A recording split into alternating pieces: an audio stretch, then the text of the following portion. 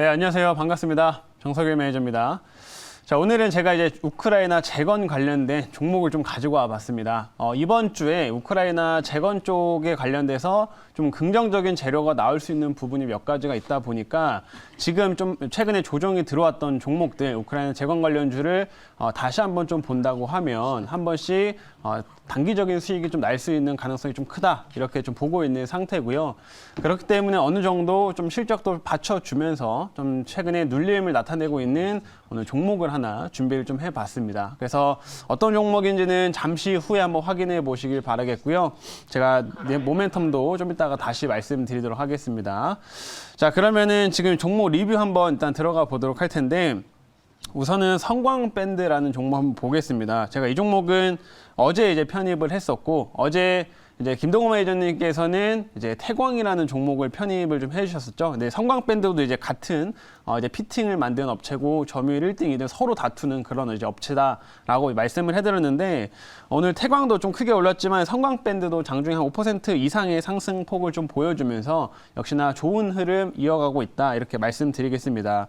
그래서 제가 최근에 이제 이런 성광밴드도 좋게 보고 있다, 눌림 자리에서 지금 이제 편입을 했기 때문에 지금 이렇게 돌아서는 자리라고 보시면 되겠고, 지금 차트 한번 좀 보시게 되면 최근 이제 좀 눌렸다, 이제 반등을 좀 하면서 이전에 찍었던 때가 이제 11,000원대였었죠. 11,000원대 정도를 살짝 넘어섰다가 지금 눌리고 다시 이제 올라서고 있는 모습인데, 이제 여기 11,000원 라인대를 재차 좀 돌파한다고 하면 이제 추가적인 모멘텀들로 추가적인 시세를 더 만들어갈 가능성이 좀 크기 때문에 이런 구간을 좀 돌파하는지 여부를 한번 잘 체크하시면 좋을 것 같습니다. 그래서 제가 1차 목표가를 일단 11,000원대로 잡아놨는데, 뭐 여기까지는 충분히 일단 단기적으로 달성 가능할 것으로 좀 보고 있고요. 그 이상 흐름도 여기가 좀 더 강한 돌파가 된다고 하면 충분히 올라간다라고 보고 있는데, 최근 조선사들의 좀 흐름들이 좋고 LNG 쪽에 대한 수요들이 계속 증가를 좀 하고 있기 때문에 역시 성광밴드도 계속 실적에 대한 기대치, 이런 LNG에 대한 모멘텀으로 계속 올라갈 수 있다, 이렇게 좀 보고 있습니다. 그래서 그 점 참고하시면 될 것 같아요. 자, 그리고 두 번째로는 휴비츠 좀 보도록 할게요.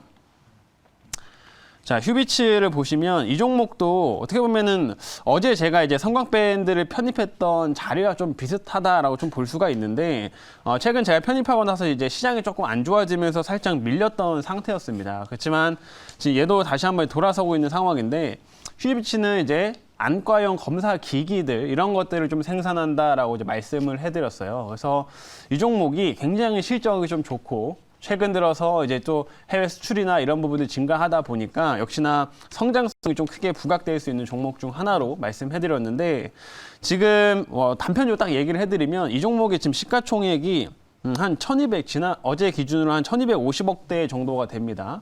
근데 이 업체가 지금 한 해 평균, 한 해 이번 연도에 그 예상이 되는 매출액 정도가 한 1,000억대예요. 그러니까 그만큼 돈도 많이 벌고 하는데 아직 시총에 비하면은 굉장히 좀 싼 편이다, 이렇게 좀 보실 수가 있을 것 같고요.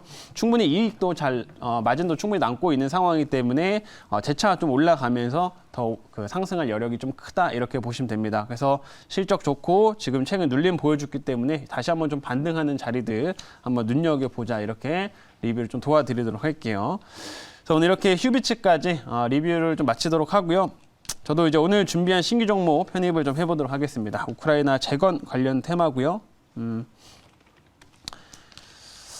지금 현재가가 5,490원이네요. 5,490원에 대창 단조라고 하는 종목을 편입을 해보도록 하겠습니다. 자, 이 종목도 보시면 이제 우크라이나 재건주들이 보통 다 비슷하지만 이런 식으로 시세들이 한번 쭉 나왔었죠. 쭉 나왔었다가 최근 들어서는 이제 우크라이나 재건 쪽 모멘텀이 좀 약해졌었기 때문에 한동안은 조정을 받았습니다. 그리고 지금 딱 눌림 자리를 나타내고 있는 상황인데, 60일선에서 이제 안정적으로 좀 흘러가면서 이제 반등을 좀 모색하고 있는 딱 구간이다라고 이제 보시면 되고요. 제가 좀 더 자료를 통해서 말씀드릴 건데, 이번 주에 관련된 뭐 몇 가지 이벤트들도 나올 수가 있기 때문에 우리가 이 구간에서 반등을 충분히 노리고 진입해볼 만하다라고 말씀드리겠습니다. 자, 그러면 제가 오늘 이 종목 왜 준비했는지 준비한 자료 보면서 말씀드려보도록 할게요.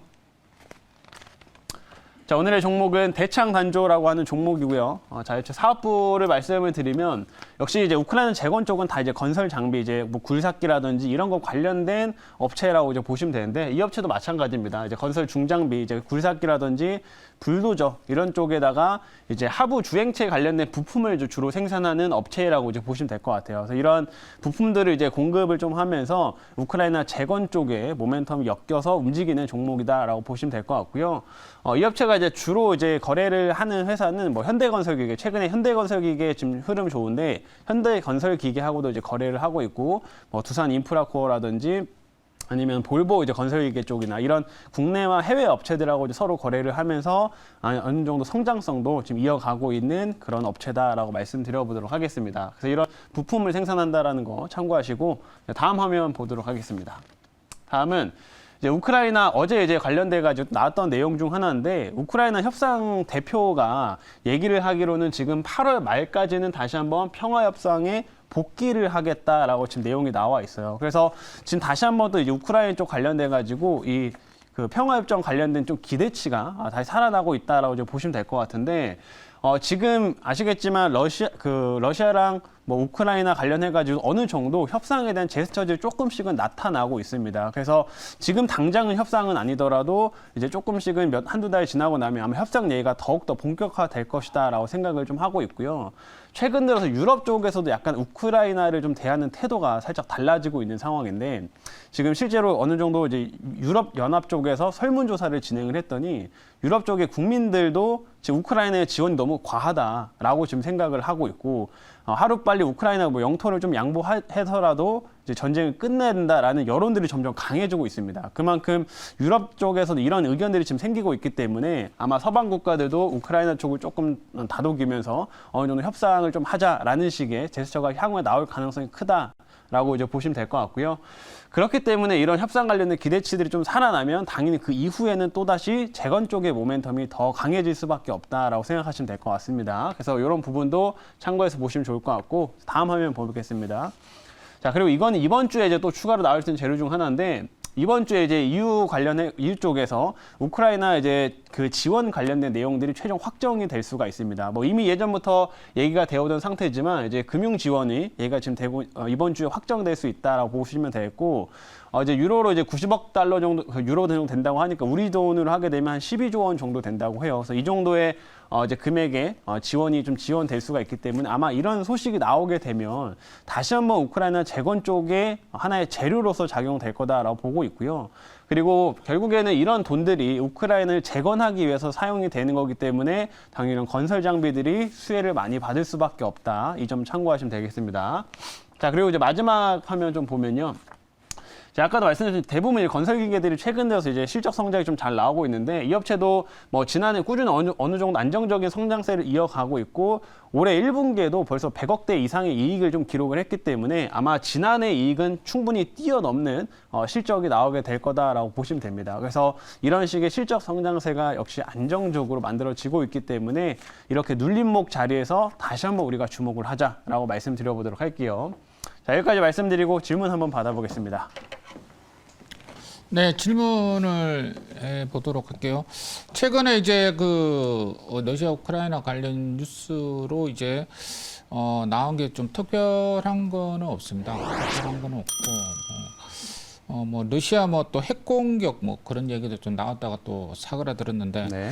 자, 앞으로 뭐 또 어떻게 진행이 될지는 알 수는 없는데, 최근에 뭐 나온 뉴스 뭐 또 다 이야기하신 것 같은데, 뭐 그 또 덧붙여 가지고 하실 말씀 계시면 좀 이야기 좀 해주세요. 뭐 우크라이나 재건 쪽 관련돼 가지고 사실 지금 서방 쪽의 스탠스가 좀 중요하다라고 저는 그렇게 보고 있어요. 왜냐하면 유럽 쪽에서도 이제 조금 한두 달 지나게 되면 조만간 이제 겨울철을 대비하기 위해서 에너지를 계속 좀 비축을 해야 되는데, 이 전쟁이 길어진다고 하면은 지금 서방 국가들도 지금 더욱더 앞으로 피해가 더 커질 수가 있거든요. 그렇기 때문에 어느 정도 이제 유럽, 우크라이나 쪽에서 좀 이제 협상을 계속 하자라는 식의 좀 제한이 들어갈 가능성이 높다라고 판단이 되고요. 그러면은 이 관련된 뭐 협상에 대한 기대치들은 좀 계속해서 재료들이 반복될 수 있다라고 보여지고, 그러면 우크라이나 뭐 재건 쪽의 모멘텀들은 계속해서 이제 하나의 큰 이제 테마가 되면서 흐름들이 이어갈 것이다, 이렇게 좀 보고 있습니다.